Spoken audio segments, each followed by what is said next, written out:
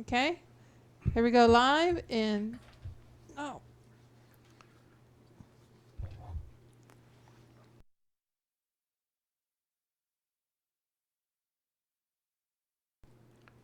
Well, greetings from Austin, Texas and vicinity. I am an Austin Texan. And we are all Austin Texanese here. We speak Austin Texanese, so if that bothers you, I'm apologizing in advance. But you got what you got, okay? I am what I am, as Popeye used to say. And that's all what I am. Well, we're going to start off tonight with some prayer. We've been wrestling with a few technical issues. My Surface Pro computer decided to reset itself to factory defaults, and we've been fighting with it ever since. It just takes a certain amount of time to get everything back in place. So, Father, we come before you tonight to study your word, to study Hebrew, to study the Bible, and to know your spirit and your word. We ask you to be with us tonight. Grant unto us your peace as we study. Give us your victory. Give us your wisdom and knowledge as we study. Help us to understand your word better as we go. And we thank you for all the help you're going to give us tonight, because we need it, Lord. So we thank you for all of your good gifts and blessings in the name of Messiah Yeshua. And everybody say, Lord, I'm hungry. Lord, I'm hungry. I ask you to feed me I tonight. ask you to feed me. And I'm thirsty. And I'm thirsty. Give me living water from heaven. Give me water from heaven. And fill me up, Lord, to overflowing, so that I can be cleaned inside and out. In the name of Messiah Yeshua we pray. Amen. Baruch Hashem. Hallelujah. Well, I'm excited about tonight's Torah Parashat. Yes. It must be going to be a real good one because of all the problems I've had getting this thing started. Every time we have a lot of trouble getting the streaming going, getting all the pieces together to work in the way it's supposed to. We have a wonderful Bible study following that. It's just amazing. It's like a whole nother level of awesomeness beyond what we normally have. And we normally have most awesome studies. Let me get back up to where we're going. 25 verse 10. Okay. I have a good screen, and I've got a better way now of exploding these words so we can talk about them. And, Good deal. And as long as they don't fly off into pieces into Never Land, Rabbi. when I blow them up, they might just disappear. I don't know. Don't speak it into existence. Oh, well, you know, It's gonna God be can. all right. If I speak it, God can fix it. But do not tempt the Lord. We're starting in Numbers chapter 25, beginning in verse 10. The Parsha name is Pinchas, and I will show you that here in just a moment in Hebrew. Vaydaber Yahweh el Moshe lemor, and that's always the way the Torah Parshas typically start off. More often than not, it starts off with this phrase. And Yahweh, he spoke unto Moses, saying, Pinchas ben Eleazar ben Aharon HaKohen Hashiv et Chamati. Everybody say that. Chamati. Starts off with a guttural H. Chamati. Notice it has got death in it here. Mat means death. Uh-huh. Normally his wrath ends up in death unless somebody does something. Chamati may all b'nei Israel, you have turned away my wrath from on the children of Israel. Bekino, and he was jealous et kinati, for me, for my jealousy. Betokam, and that means literally among the midst of them.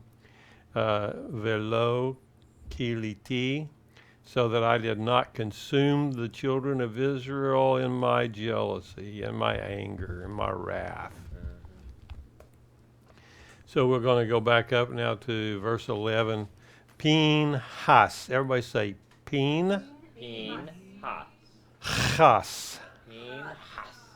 Yeah, don't get too close to me when you say that. Oh my. I want to point out to you the last letter in Pinchas's name. This is, it is not a mem sofit. It looks like a mem sofit, and it very well could have been a mem sofit, except for it's not square on the bottom. It's rounded on the bottom. Let's see if I can find a mem sofit in here. Yeah, right down here. Here's the mem sofit. Notice that it's rounded on the samach, and on the mem sofit it is square. Another thing is that the samach appears like it does no matter where it appears, beginning or end. Makes no difference. So when you see a samach, it's always going to have a rounded bottom on it. And that's as is shown right here. Is that helpful? That is not a sofit anything, it's just a samach. Right. Is that two different letters? Yes. A samach is the letter S, and a mem sofit is the letter M. Yeah. And you have to pay attention to the bottom corners on it if it's a mem sofit looking character, because it could be a samach sneaking in there instead of a mem sofit. I want you to notice something else about this, and I'm going to blow the screen up bigger so you can see something in more detail. And you like that? Make it so I can see it. You need to. I want it to be in the screen where it is on my screen, and it's not where my screen is showing it. I can put it there like that. That works. Okay, Pinchas. Pinchas. What's the last of his name sound like? Chas. Chas. Chas. Wouldn't you say that's an approximation of a way a serpent sounds? Uh-huh. And guess what Pinchas means? Snake. Mouth of the serpent. You know that God usually, throughout the Old Covenant writings when they were coming out of Egypt, God used serpents as disciplinary weapons of choice. Yep. And that when Moses went before Pharaoh, what was the first thing he showed Pharaoh? Serpent. A serpent. A rod that turned into a serpent. You see, God turned Pharaoh into a serpent for Israel because he knew they wouldn't leave on their own choice. Are you following me? So the first thing Moses did was to turn his rod into a serpent, which was a secret message to Pharaoh. You are the scepter of Israel while they are here, and I'm going to turn you against them. That was the secret message in the rod to a serpent. And then God took Moses and turned him into the scepter for Israel. So it's a very intricate thing that God did, with a lot of secret messages going back and forth. Peen. Everybody say peen. Peen. It means mouth. Have you ever heard of peen dragons? Yes. Peen dragon? Dragon, yes. That's the title for the kings of England. Yes. That's right. Okay? And literally, it's understood to mean the head of the dragon. Pendragon, yeah. So here we have Pinhas. Yes. But Pinchas was used in this story. Remember from last week, he killed the ones who were committing sin in Israel that caused God's wrath to turn. And that he had run both of these people through with a javelin in the tent right there in front of everybody. And God says, Pinchas has turned away my wrath in this week's Torah Parashat. He's turned away my wrath.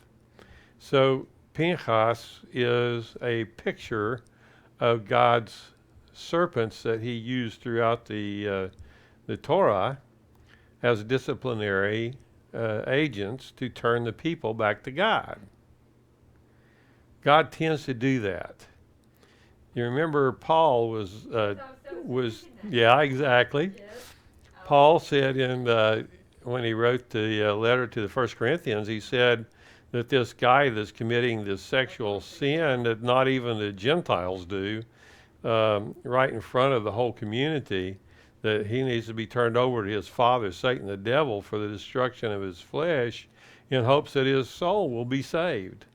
And then in 2 Corinthians, he wrote him back again saying, when this man repented, it's time for you to let up on him. So please ease up on him and accept him back into the holy community.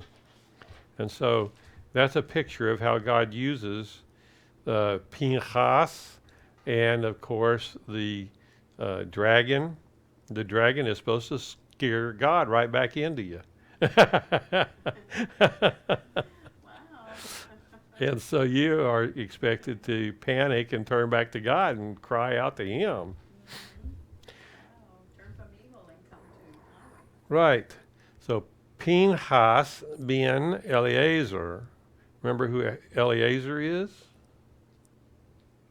He was the son of Eliezer. And what did Eliezer do? Eleazar was the son of Aaron the priest, the son of Aharon. One of his two remaining sons at this point. So Pinhas is his grandson? Is Aaron Aharon's grandson? Yes, Aaron's grandson. Can we rephrase the question? She asked if Pinchas was Aaron's grandson, and the answer is yes. Thank you. So we have El-Azar. What does El-Azar mean? That was Eleazar. Well, it's El-Azar in the Hebrew. Oh, it's Elazar in the Hebrew. Okay. But this second Lamed, traditionally and typically, the rules are that you don't pronounce that vowel. Oh, okay. Because it's closing out the first syllable. Bah. So it is absolutely silent and not pronounced. So El-Azar. Okay. And, What does that mean? well, 499. El means God, right? Yeah. Azar literally means help. God's help. God's helper. God is helper. God is helper. Isn't that cool?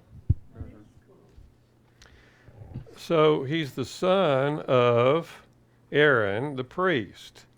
And he has turned away. Shuv means to turn. And there's the root. The shorish is shuv. To return. Et. Got to bring this up a little bit. Chamati. And chamati means literally my wrath. And mat here literally can be understood to be death. So the result of his wrath is often death. So he's returned my wrath from the children of Israel in my jealousy, in his zealousness. He was zealous For my zealousness, he says here. Look at this. Mhm. For kinati, for my zealousness. He was zealous for my zealousness. They changed it to my zealousness by replacing the O here, the holam, right there, vav with a holam, to a T with E on the end of it. See, that's the only two differences in that word. Kinati, kino, kinati, kino. So the only difference in these two words is it's he was zealous and kinati for my zealousness. Kinati. And then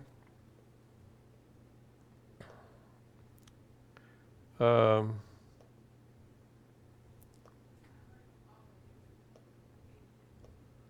guess I'm going to have to bring this thing back down where I can read it. Let's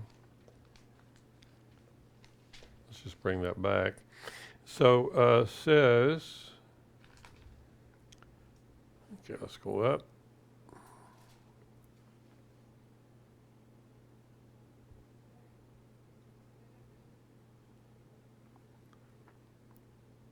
Okay.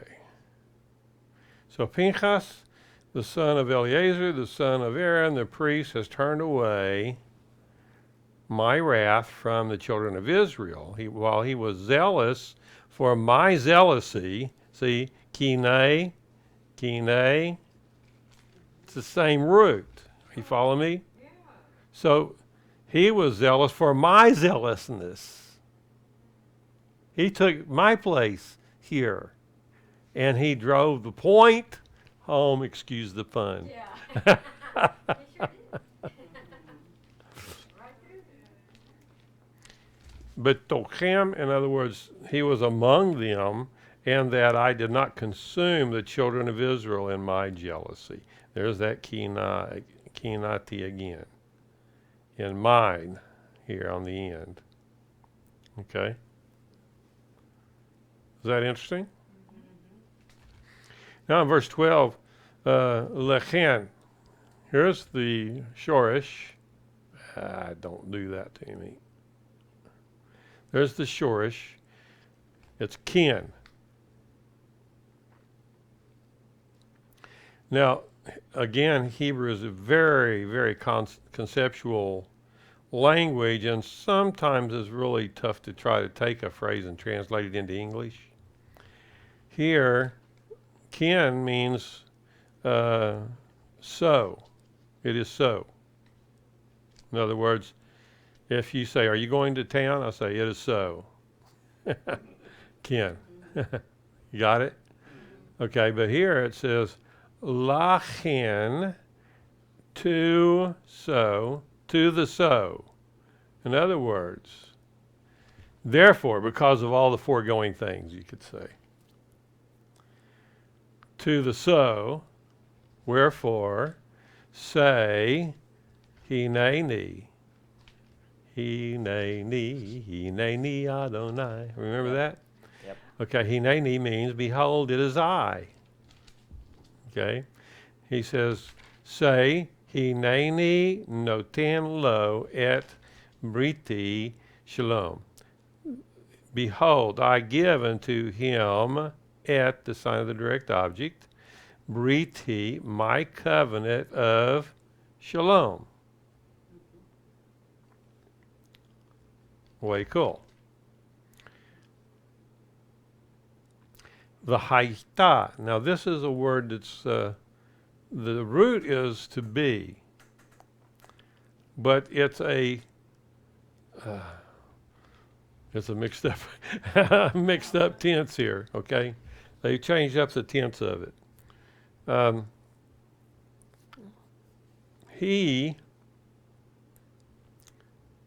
There's he right there. The yud. The yud is the pronoun he. And because it's at the first of the word, It's the first of the ta, yata. It shows that it's going to happen in the future. It hadn't happened yet. So, but then this reverses that and says, yes, it has happened already. So I'm not sure how we're supposed to translate this. The Vav oh, wait a minute, this isn't the he.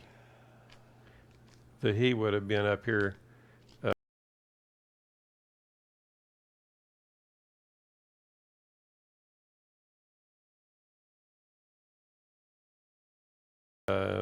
On the other side of the hay. But anyway, the point is that this would have been a completed form, Oh my. but the Vav makes it an incompleted form. So why do you think they, God had it written that way? What way? That way. This way? Yeah. Why It's- not? Makes sense. If It you know does? Hebrew, it makes sense. Oh, okay. I don't know. It just seems to me like a more complicated way to present it, unless there's a hidden meaning there. It's just trying to show this verb to be, to show it in a future tense. Okay. It's not yet happened. So because of the way it's written, it seems like it would be a completed form, Right. but then the Vav in front of it makes it incomplete. Uh-huh. And that's what he needed, was an incomplete verb here.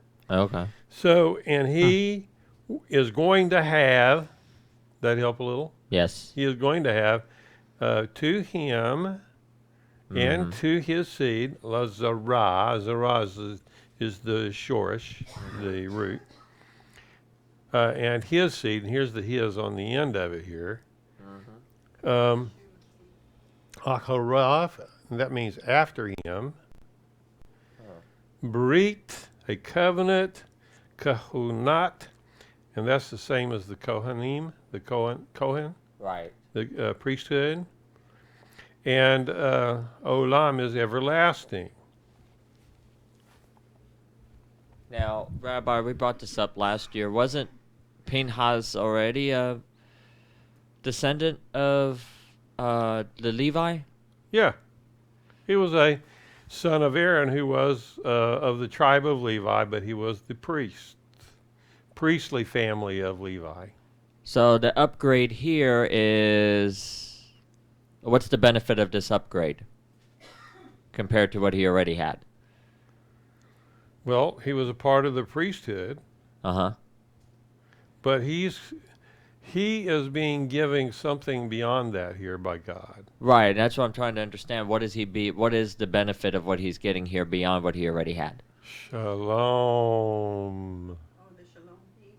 Yeah. And the Vav Yeshua. It's like you got a treasure chest full of shaloms, and you can pull one out anytime you want it.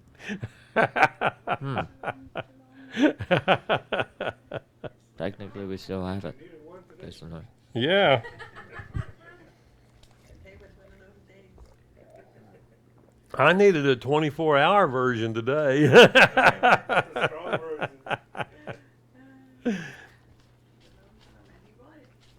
So anyway, it says he has made an atonement for the children of Israel. Go down to verse 14. The name of the man, this is the Hebrew word for man or husband, Ish. Ish is man. Mm-hmm. What's the word for wife? Isha. Isha. So it would have the yud removed, and then on the end it would put the hey in there, and that would become Isha, the wife, the feminine form. But the thing that's missing from the feminine form is the yud. And the thing that's missing from the masculine form is the hey. So you put man, ish, with woman, isha, and you got the components that spells yah.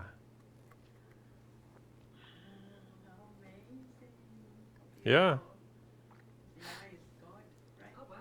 Yah is God.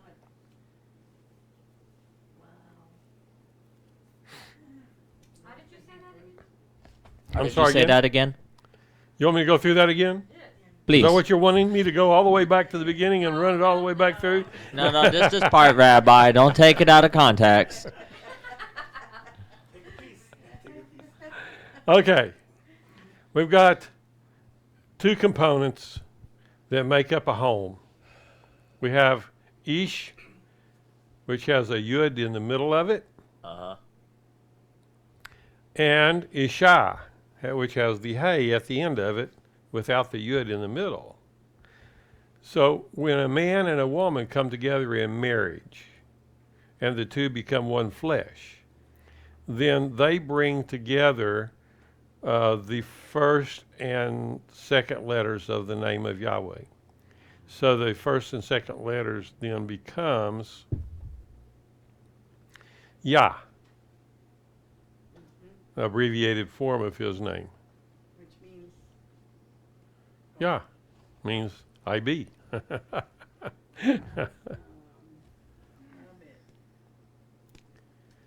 So anyway, so the name of the Israelite man, and it's the Israelite man, Ish, Hamukeh, that was slain, Asher, which slain with the Midianitish woman, which was slain with the Midianite woman. Okay. Was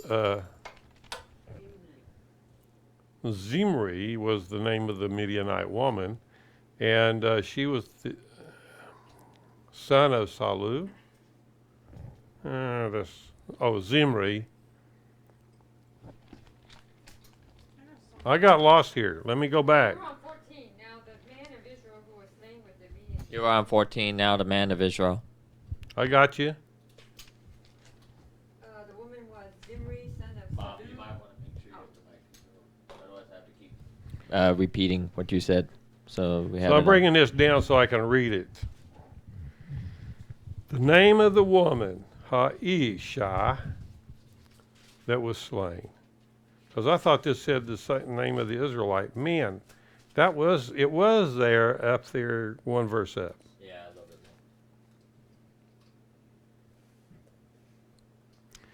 more. The name of the Ish of Israel, the man of Israel, Hamukah, that was slain, Asher, Hukah, that was slain with Midianite,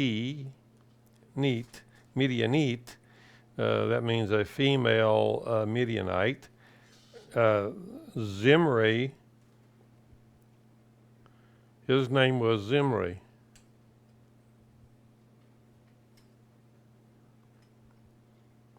It means musical. Zimrot means songs or melodies or something of that order. This means songs.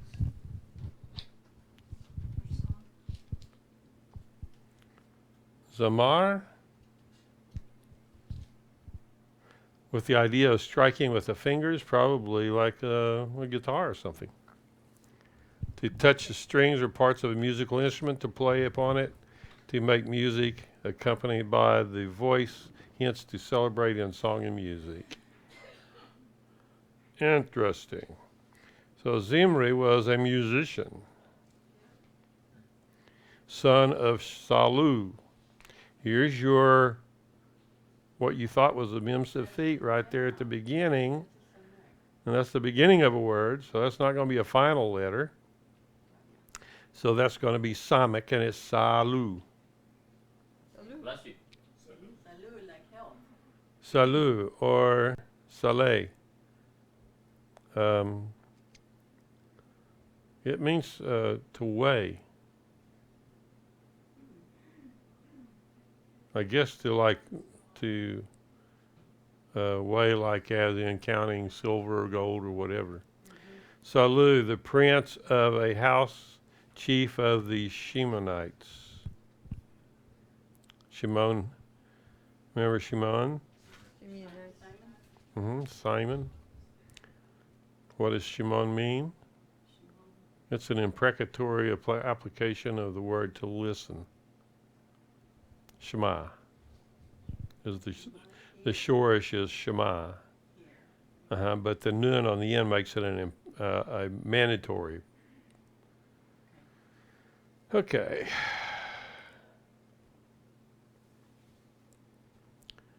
Well, we're already a half hour in, and I think I probably need to pick up the pace a little here. So I'll start in verse 15. The name of the woman of Midian who was killed was Cosby. That's right, Cosby. Boy, is he in trouble. Oh my. Can you all read that better now? Is that about the right size? Yeah. Yeah. Oh. That's better. The name of the woman from Midian was Cosby, the daughter of Tsur. You know what Tsur means? Rock. He was the head of the people in one of the clans of Midian. Yahweh said to Moses, treat Midian as enemies and attack them because they are treating you as enemies by the trickery they used to deceive you in the Peor incident in the affair with the sister Cosby, the daughter of the leader of Midian, the woman who was killed on the day of the plague in Peor incident. 26 verse 1.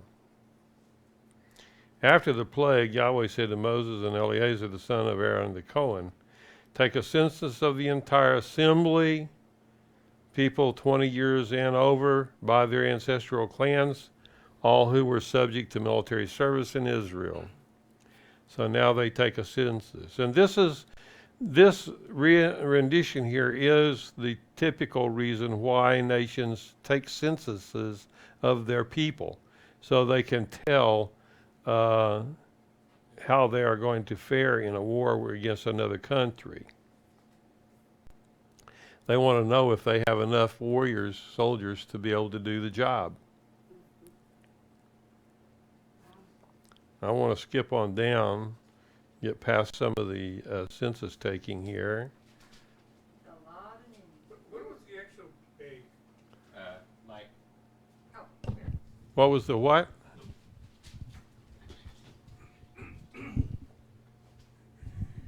What was the actual plague that took place? I don't know. They were just dying all over the place. It doesn't say, right? They were all dying to get in the cemetery. Oh. One big cemetery. Oh my. Well, that's a good one. I couldn't resist myself here. That one took the cake for tonight. Okay, so we've got lots and lots of names here that are being counted. And so those who were counted in verse 51 of the people of Israel numbered 601,730. It's a lot of warriors from 20 years old and upwards.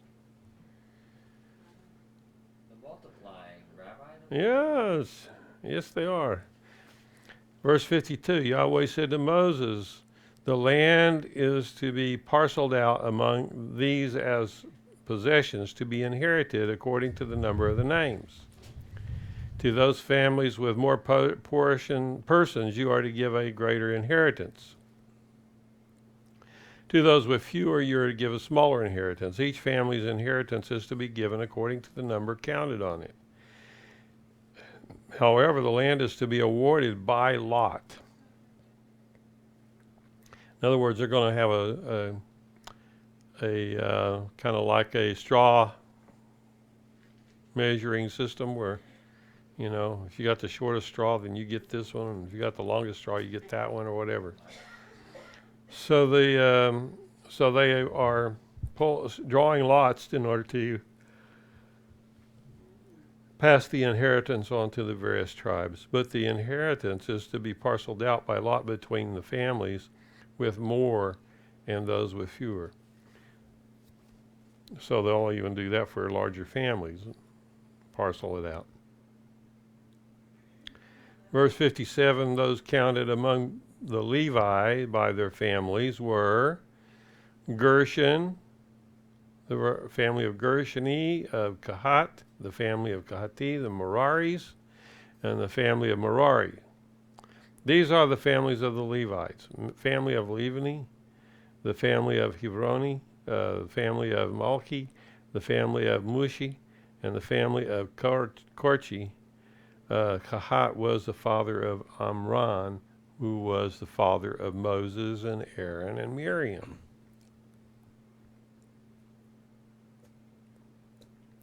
It says Amram's wife was Yocheved. Remember, Yocheved was the one that gave birth to Moses. And Aaron went out and followed the ark down the river and see where it ended up and reported back to her mom. And their sister was Miriam. In verse 60, to Aaron were born Nadav, Avihu, Eleazar, Itamar. Itamar means palm tree. Eleazar means God is my helper, and Avihu means he is Avi, he is my father.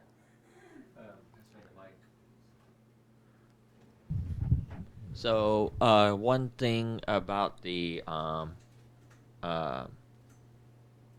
Brit Hadashah for this reading, it just so happened that the name of the man that Yeshua brought back from the dead was Eleazar.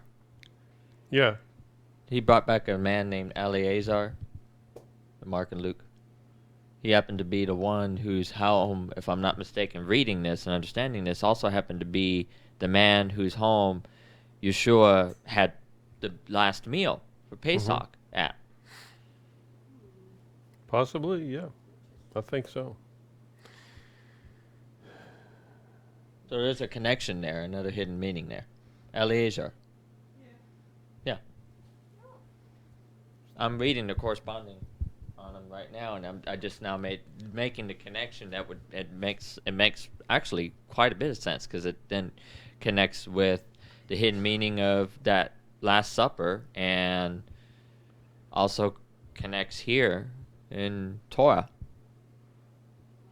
Because in this Parsha, in the last 2 chapters, which I don't know if we're going to have enough time to delve into, we go into the holy days, the appointed days, and all the details of them, essentially, Right. that God still today expects not only Israel, but those who are a part of the Commonwealth of Israel, Right. to do our absolute best to honor and keep. Exactly. Verse 63, these are the ones counted by Moses and Eleazar the Cohen, who took the census of the people of Israel in the plains of Moab by the Jordan across from Jericho, by the Jordan River. But there was not a man among them that had also been included in the census of Moses and Aaron in the Cohen when they enumerated the people of Israel in the Sinai desert. It was only the 2, Joshua and Caleb. Yep. And then it said, because Yahweh had said of them, they will surely die in the desert, so there was not left even one of them except Caleb the son of Jephunneh and Yehoshua son of Nun. Then the daughters of Zelophehad, the son of Hepher, the son of Gilad, son of Machir, the son of Manasseh, of the families of Manasseh, the son of Joseph, approached.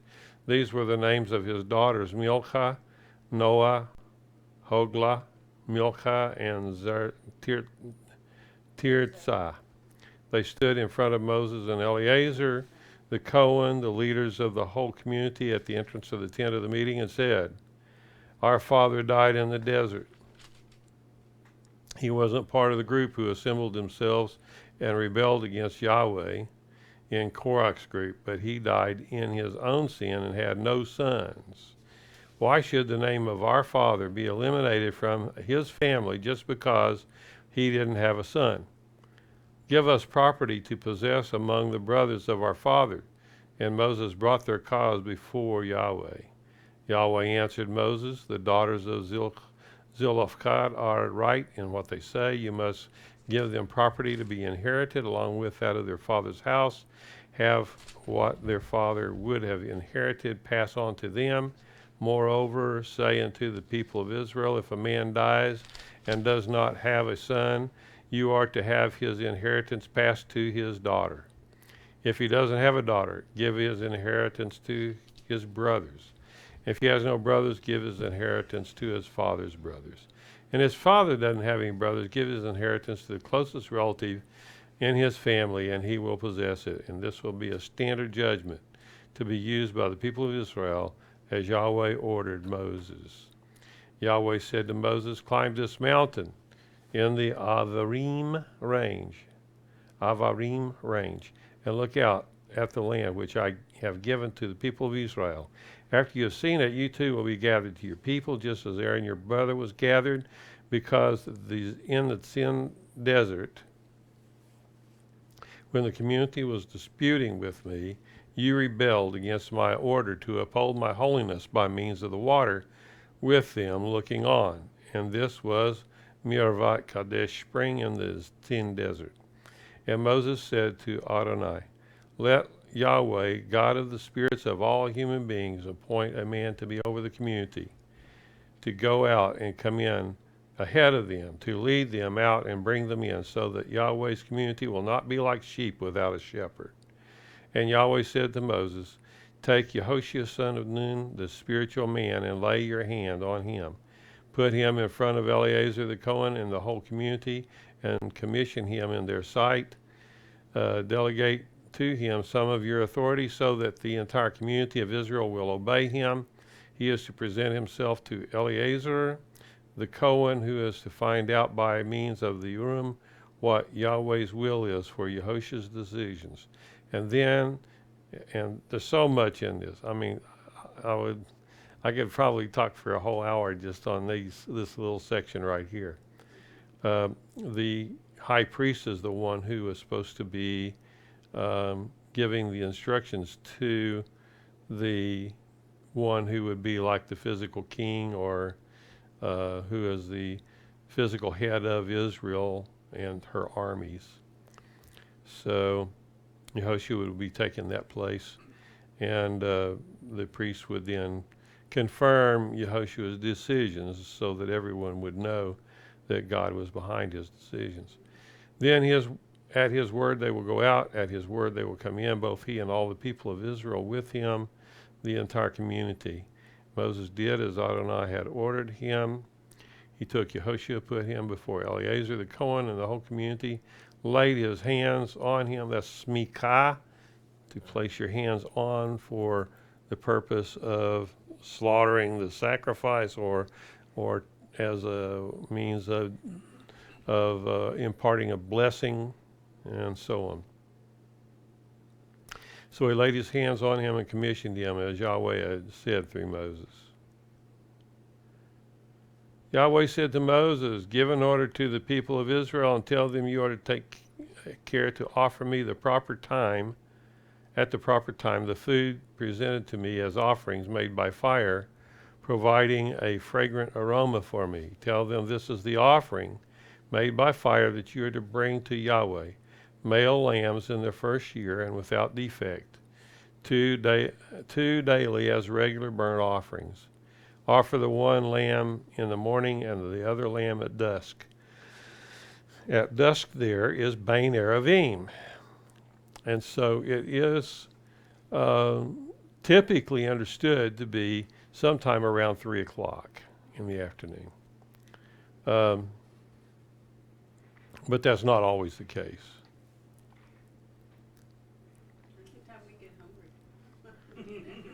Yeah. Yeah. Make sure you do it when he wants you to, or you're offering strange fire.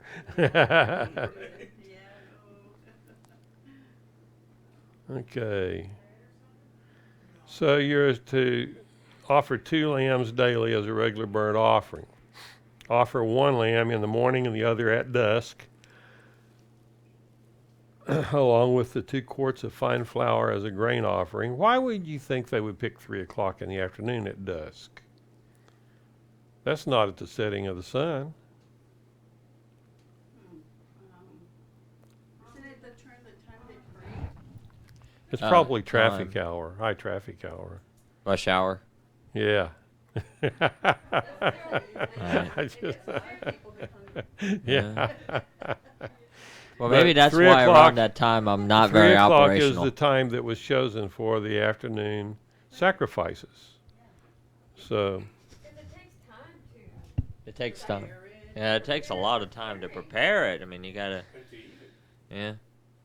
Unless you're really good at it, then I guess you could show off. well, but- I don't know if I agree with that. I don't think it takes that much time to slaughter a lamb. You do the cooking at home, remember? And that's why you have to do it before sunset. So it's between the sunsets, and so that's come to be understood as the time of the Ma'ariv, the afternoon offerings. But when Yeshua Yeah. did it at the first sunset, he was still technically within the law, so it was not an illegal time to celebrate the Passover. I've heard ministers teach on that he broke the law when he had his Passover at the first Erev. No, he didn't break the law. It is the regular burnt offering, the same as the offering on Mount Sinai, to give fragrant aroma, an offering made by fire for Yahweh. Its drink offering is to be a quarter of a hin. For 1 lamb in the holy place, you are to pour out the drink offering of intoxicating liquor unto Yahweh. What? Oh, I see it now. Eek. You got Huh? a friend up there crawling up on the roof. It's a beetle. It's a copyright. Oh, one of those things. Yeah, well, he'll survive until I get out my little fly swatter. It's okay. Yeah. Big water bug. Thank the Lord that you can't see it on the internet.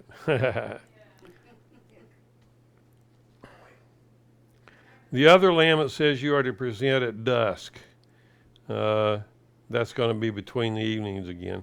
Present it with the same kind of grain offering and drink offering as the morning, and as an offering made by fire with a fragrant aroma for Yahweh. On Shabbat, after the 2 lambs in their first year offer 2 male lambs in their first year without defect, with 1 gallon of fine flour as a grain offering mixed with olive oil and its drink offering. And this is a burnt offering for every Shabbat, in addition to regular burnt offering and its drink offering. At each Rosh Hodesh of yours, you are to present. So here's the command to observe Rosh Hodesh. Okay? And so you are to present a burnt offering to Yahweh, consisting of 2 young bulls, 1 ram, 7 males, in their first year without defect. Now, any one of us would have trouble getting that much together and offering it, because you're talking about a pretty sizable offering here. But keep in mind, this is for the whole house of Israel, not just for one household. Okay. Verse 12, with 6 quarts of fine flour mixed with olive oil as a grain offering for each bull, 4 quarts of fine flour mixed with olive oil as a grain offering for 1 ram, and 2 quarts of fine flour mixed with olive oil as a grain offering for each lamb. And this will be the burnt offering giving a fragrant aroma, an offering made by fire for Yahweh. And Rabbi, so Yahweh, There you go. he says it's a pleasant aroma. He can Yes. smell it. Yahweh. Smell like a barbecue pit. I thought that was interesting that Yahweh, it's fragrant aroma. Think I'll eat at that restaurant. Amen, right? We're coming. We're coming. Verse 14, their drink offerings will be 2 quarts of fine wine for a bull, 1 1/3 quarts for a ram. You know, that's not a lot of wine for one bull.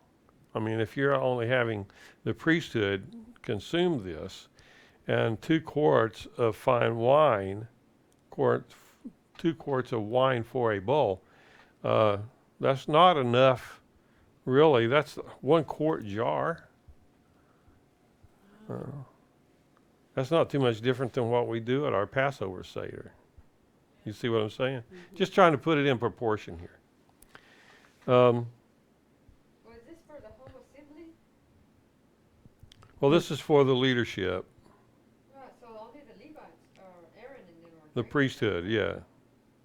Can you reiterate what she said? Huh? For the broadcast, can you reiterate? Because we didn't get her on the broadcast. I don't know if I can or not. Anyway,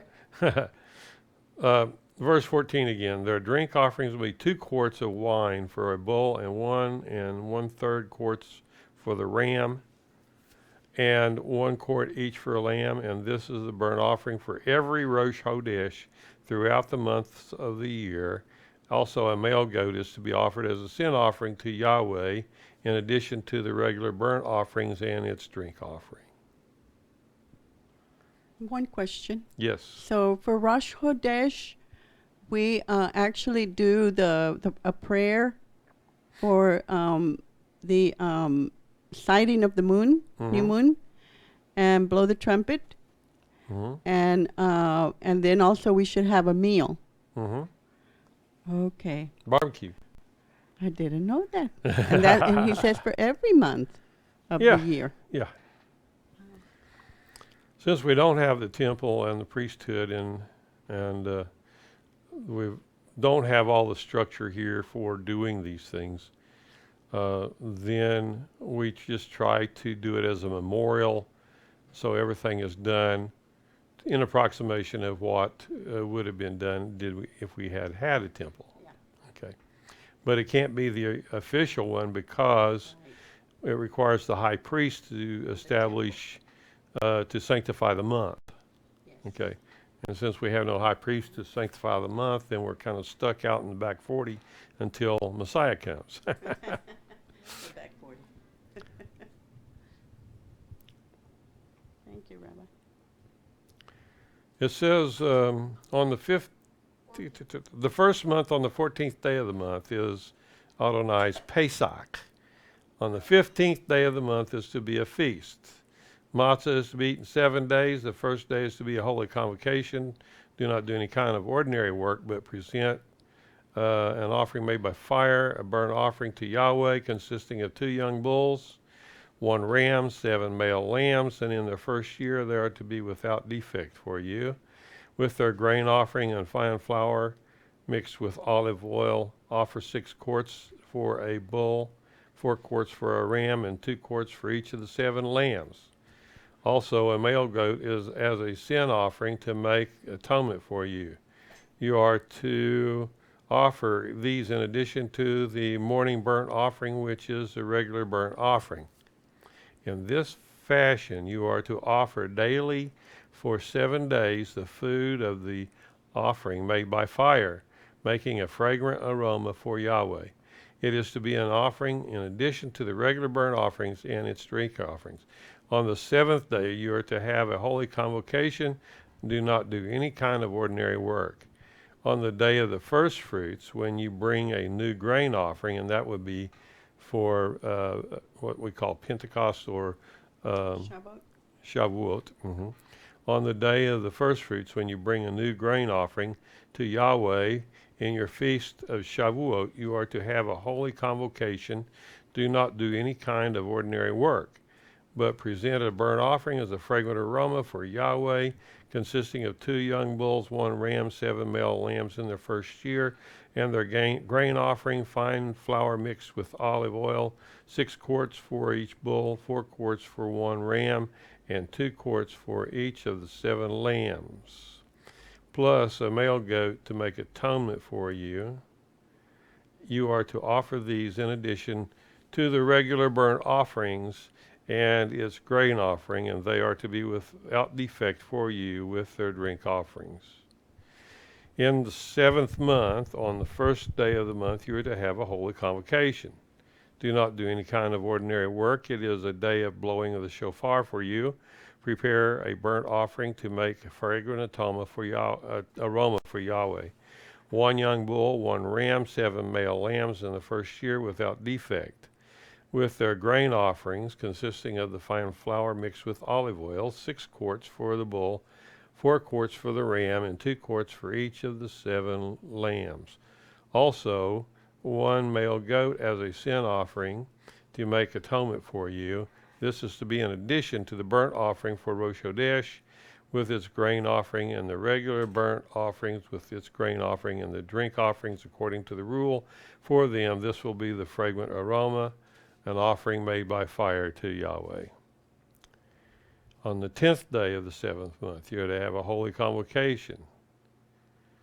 Whew. How far does this go? Goodness,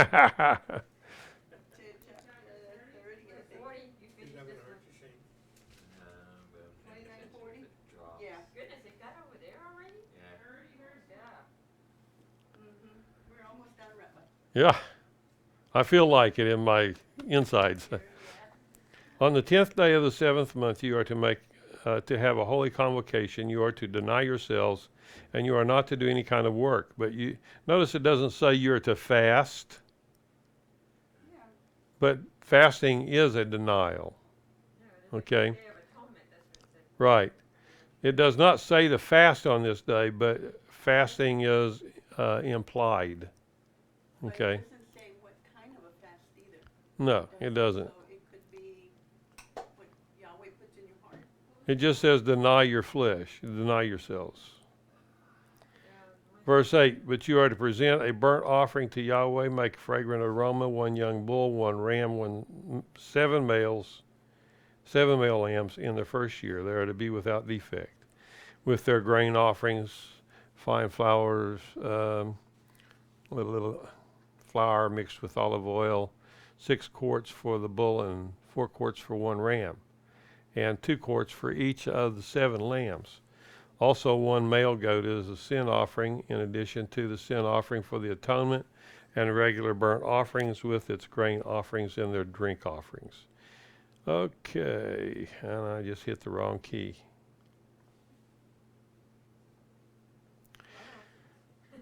Okay, on the 15th day of the 7th month, you are to have a holy convocation, and this is the end of the year celebrations, which really come bang, bang, bang, one right after another. Y'all have been through that with me already, and you know what I'm talking about. You are to present a burnt offering, an offering made by fire, bringing the fragrant aroma to Yahweh. It is to consist of 13 young bulls. Wow, 13 young bulls. 2 rams, 14 male lambs in their first year. They are to be without defect. With their grain offering, the fine flour mixed with olive oil, 6 quarts for each of the 13 bulls. So there'd be 13 quarts. Well, 13 times 6. That'd be 60 something what? I'm losing count there. Also 1 male goat as a sin offering, in addition to the regular burnt offering with its grain and drink offerings. On the 2nd day, you're to present 12 bulls. This is the 2nd day. The other was the 1st day. 12 bulls, 2 rams, 14 male lambs in the first year without defect. With the grain and drink offerings for the bulls, rams, lambs, and according to their number, in keeping with the rule. Also 1 male goat as a sin offering, in addition to the regular burnt offering and its grain offering and their drink offerings. On the 3rd day, 11 bulls.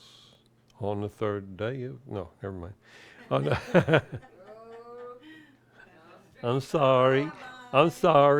I couldn't resist. Okay.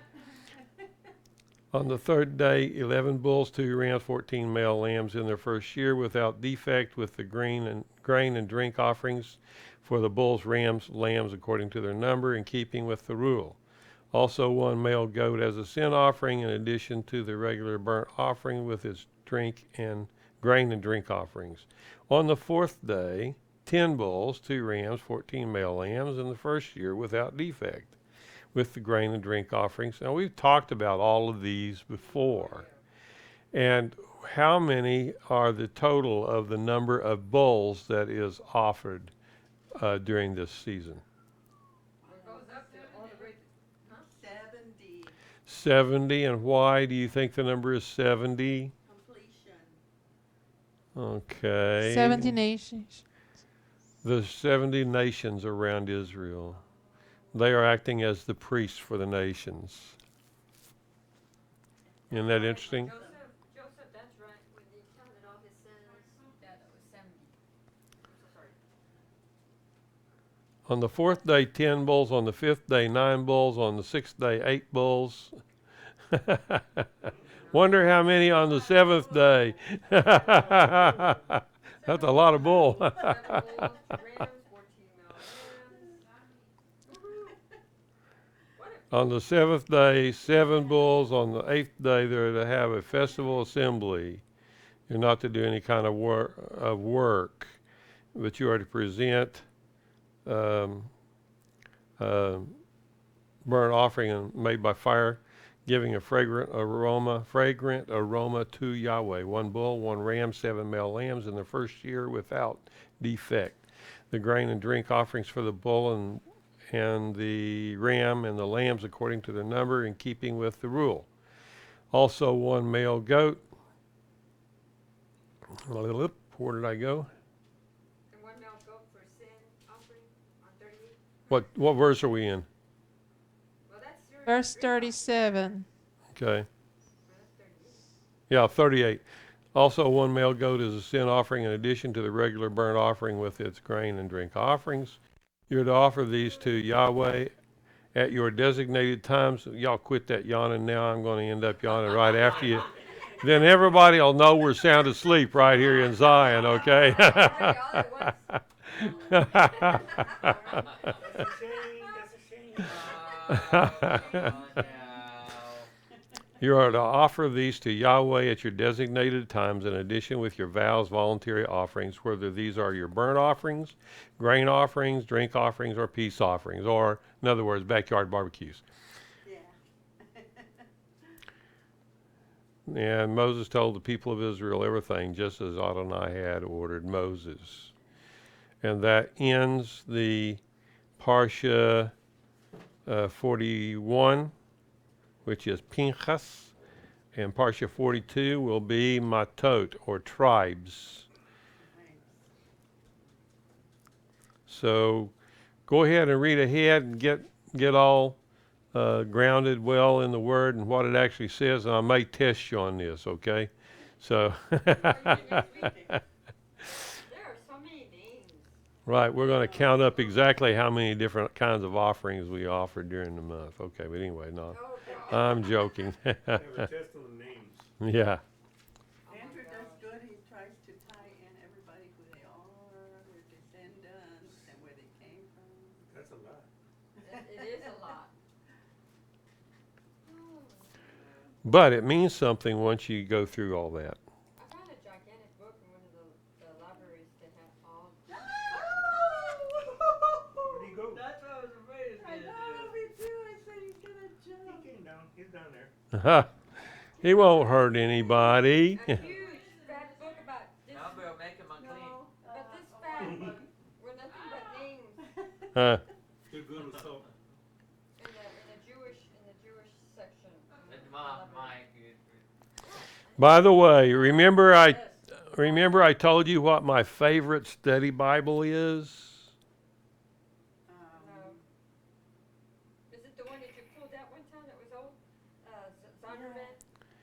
Yeah, it's the Companion Study Bible. Yeah. I now have it on PDF. You can go through it. And I'm trying to get it set up so I can search it. So that I can search for different things that I wanted to show. I've got it on here. Sounds promising. Let me see here. Where do we put that? You didn't put it on here? Did you put the shortcut on here? Yeah. Where is it? Right next to the Bible study shortcut On the desktop? on the desktop. That's a trash can. To the right. Bottom.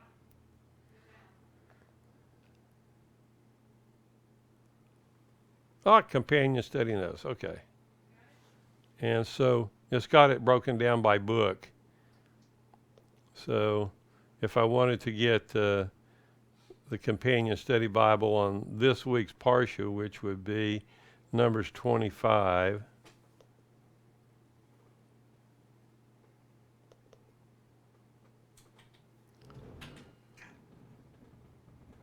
Exit.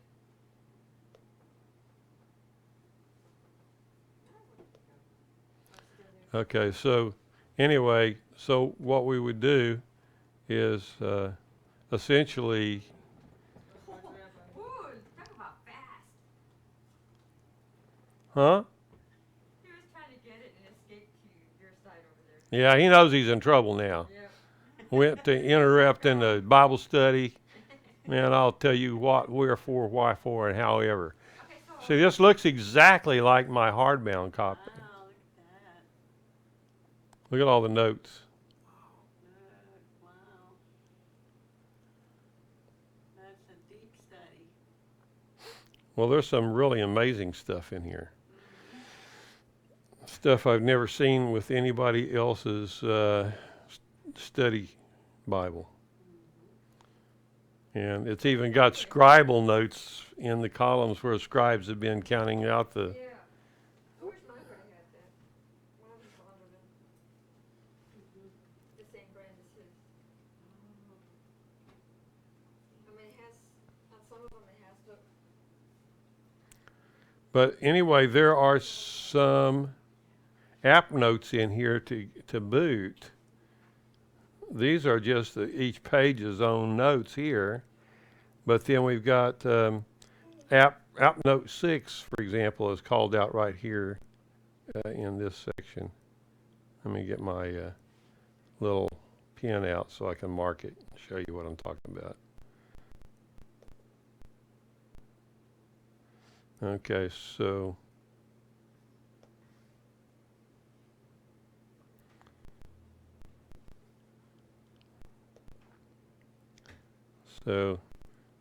I'll just use it as I guess as a highlighter and fatten it up a little bit here. And so anyway, we have, for example, here's app note 6. See the highlighted there? Yeah. App note 6. And so you would have to turn to the back and see the app notes and then go to number 6 to see what it's talking about. But all those app notes should be in here. Man, that is so cool.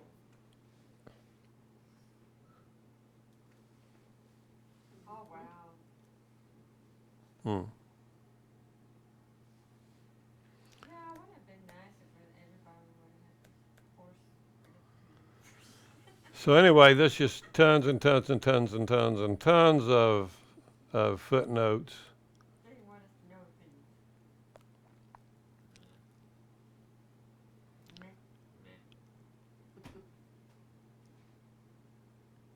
Wave hands. Uh-oh, you did it this time. It was my fault. Uh-oh. Guilty.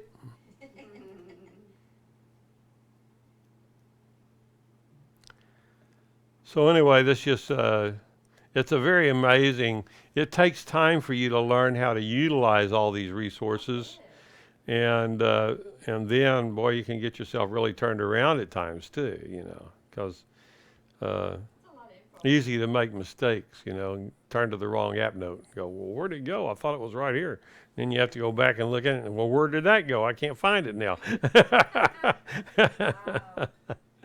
So it takes a lot of diligence and a lot of study to get used to these study tools. I'm sorry. Out of the camera view. Just for that, you're going to drive. I could probably use a team of 8 people up here just looking up resources and stuff so I could tell you everything I learned and where I got it. Yeah, that's funny, yeah. Fascinating. Just like in the olden days where you could call for information and there'd be different people, mostly women, having all this information. That still exists, that you can call and get information. That still exists. Really? Mm-hmm. Not you go online and. Oh, of course, there's still down online, and that's the preferred method, but You know, there's still a number you can call for information. the commentators, they'll ask a, we're still on? That's not an extraordinary tater, it's a commentator. The commentators, they have people that work with them when they ask a question, the people that go and research it, within 2-3 minutes they come back with an answer. Mhm. But that's all their job is, just looking for information. Whenever they come. Statistics, They yeah. were as good as the robots. I mean, they were good as the online. Back in the olden days, Yeah, you could call and they had it. they had it real quick, just like that, yeah. There was a movie about that. Really? Yes. Hmm. Interesting. Very interesting. Very fascinating.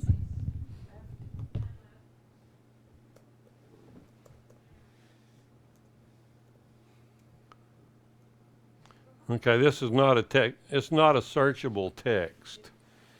So I would have to have a form of this that could be searched for text in order for it to be as entirely useful as it could be otherwise. So.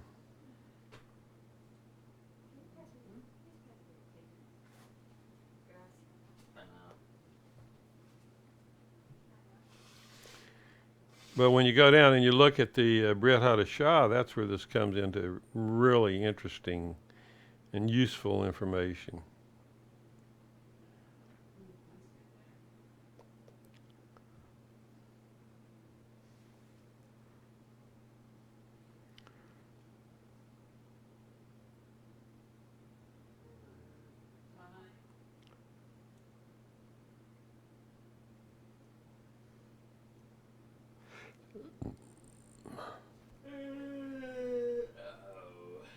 With that, Sorry. repaint and y'all know more.